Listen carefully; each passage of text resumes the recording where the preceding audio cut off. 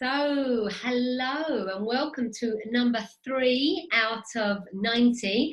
Um, my name's Amanda O'Shea, if this is the first video you're ever watching, and I want to introduce my beautiful, lovely friend, Sarah Cousins.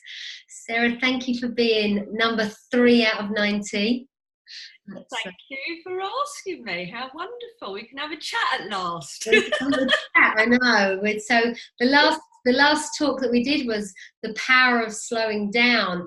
And whilst I so see that, and I see, the power in slowing down, it's not really the character of Amanda, it's not really, when I do tend to, to make this kind of intention to slow down, what happens is just something new comes up. So just doing these little interviews is funny because I was trying to create some more space for myself. So I've kind of resigned from my full-time position to just go part-time at the recovery centre.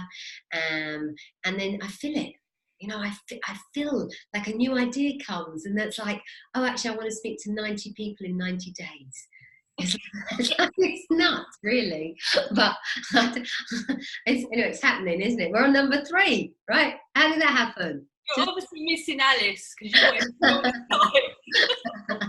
So yeah, the lovely Alice, she's up in Barcelona and she's doing great, and she's going to be one of the 90. So that's really nice. We'll have her on here soon. But Sarah, I wanted to part of this whole series was about me not giving credit, but giving thanks and giving praise to the amazing people that are in my life and the people that I've had the joy of being around and the people who have really had a positive influence on me. And you are so high up in that list. And Oh, ditto, my God. And so just to, to sort of, I loved our reconnection again, which was maybe about 13 years ago. So Sarah used to live in Javier as well, in Spain, where I am now. Sarah's back in the UK, but I went to a dinner. I went to a dinner and dance type thing, was it? It was a kind of a Christmas. Lady Elizabeth Ball, wasn't it? And school. That's what it was. Yeah. I went to a ball the first year that I'd arrived in Spain. I brought 2 girlfriends because I was by myself, and I brought 2 girlfriends, and we were put on this table. And I remember seeing Sarah and her husband and some other people, and it was like, oh, I recognise you. I recognise you guys. I've seen you somewhere before, but we had contact before, right? So we backtrack and we realise that we've got lots of friends in common back in London, and we had the connection of Church Street Market, and we had the connection. We had actually had a dinner together, and we probably sat next to each other, but we didn't remember that till a lot later. Yeah. So I love the way it comes around and goes around, and we all turn up again in different places, and that was really lovely for me. And then, so having gotten to know you really properly when you lived here in Javier, whether that was through the yoga, and you were a lovely client when I was offering massage and reflexology, and you were, I'm so grateful for your support back then, and we did lots. Thank you for all of the treatments. Lots of things over those many years, but you were, for me, you were part of, you were there. We kind of came across, we're talking a lot about the principles or the inside out understanding, and you and I kind of came across this at exactly the same time. I don't know if you remember that we popped up to that talk that Jack Pransky was giving in Albia one Friday night. That would have been 2012 or something like that. 2012, I'd say, something like that. At least. Yeah. And you were there the next year when we went back, and I kind of had my little mini epiphany whilst listening to Jack Pransky again. And that was when I heard something, and I was all in from then. You were sold, literally. You were sold. It was. I'd taken a bite of the apple, and it was, that was it for me. And I've never looked back from that day. I've never ever, life kind of that was a big turnaround for me. That was a big the transformation, if you like, kind of started then. So you've seen me go through all of that, and I remember when we first got into sort of the understanding of how life works and how the illusion that we create. And I remember us watching so much stuff and reading so much stuff and sending each other things. I watch this and you watch this, and like I see people do when they kind of, you know, for the first time when they're introduced to this, how they kind of just get excited, drawn into it and excited, and it's like, oh my goodness. So we've gone through all those different stages together, and it was a real joy for me for you to come on 2 of the retreats that we held down in myself and Kate Moss down in southern Spain, the Love and Clarity retreats. So you came along to that It Is What It Is, and to the first Love and Clarity at Hidden Paradise, they were amazing experiences, weren't they? Absolutely. Yeah. Really. I mean, the whole place, it's so easy to fall into that place. That place, that place, right? Yeah, so that actual, you know, esoteric space in a physical place. And we will be doing I will be doing another retreat anyway, definitely down in Hidden Paradise, but not probably next year, the year after. We're having a little year off. So Kate and I will be doing a Love and Clarity reunion, if you like, probably a weekend, the end of next year in Javier. And and anybody who's already done a program with me or been on one of our retreats or has got an understanding of the principles will be welcome to that. So we'll be going deep. So that will be we'll let everybody know when that happens. So I'm really curious to hear about when I said let's give this, you know, what let's talk about something today, and we came up with a title which is Staring Out of the Window. And that's really cute, and I just wondered if you wanted to share with us where that kind of came from. Well, right from a very young girl, I would say probably the memories are more late primary, early high school, and in my bedroom, basically. So I used to be in the classroom, and if I had no interest in what was being said in front of me, the teacher, I would literally drift and my head would just turn. It wasn't like, oh, I've got to get away from this person. It was just a natural stare out the window. And I can only say there was like, it was just so relaxing just to drift off and just be. I didn't know that. It was just a natural happening that always seemed to happen. I see it a lot, you know, as I grew up looking back, that how it made me feel when I did that. And it was literally, I think, tuning into my true self. I don't know, but it was just like, it was like that. It was a feeling of weightlessness.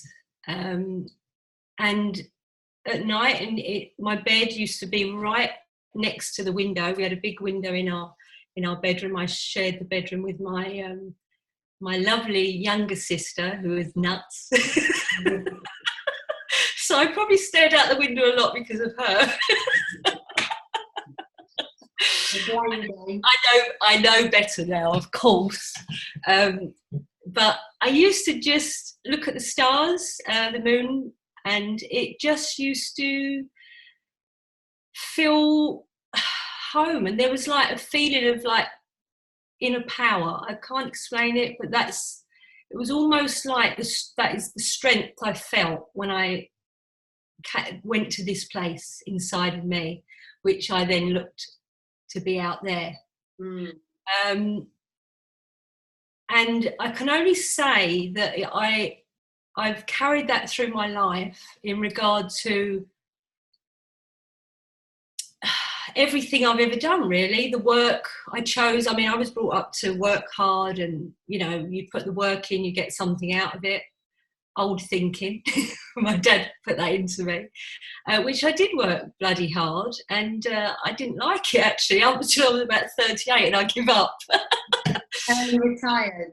Early retired, yeah. But I used to work silly hours. I was a florist. I had my own business in Kilburn, in London, and I used to, bring sort of a lorry of flowers home, and most of the time I was there on my own unloading this lorry. And even when I was pregnant, I was doing those sort of silly things. But there was always that inner strength for me. Even I thought could have been so tired. I could have been like, how can I even do this on my own? Because all my staff used to arrive at 9, and I was like, this was like 6 in the morning, unloading on my own. And I just used to tune in. I knew how powerful I was when I tuned into that place. It was almost like I wasn't doing it on my own. Yeah. That is incredible, isn't it? That this power we have within, and I know that you're not just talking about a physical power. You're not talking about lifting a box by yourself. You're talking about some things become light. I don't know, when we you hear these incredible stories of mums that have lifted like a car off of their, like I don't know, something trapped underneath, or lifted a tree, or lifted this, or lifted that, like this strength that is always available to us. I suppose what we'd call it our kind of, our inner strength, and our resilience, our inner power, our invisible power. Yes. Is that invisible power? Sarah, I'm curious to know, when you were at school, did you get in trouble for staring out the window, or did anybody ever? Never, no. I got away with murder. Because I'd see that now, that children are told, stop staring out the window, concentrate on your books. That's So I think I used to get away with it. I mean, teachers used to say, don't look at me like that, you're not getting away with that. But I did, because I don't know why they said that to me, but it was almost like I got away with it. I smiled, I got away with it.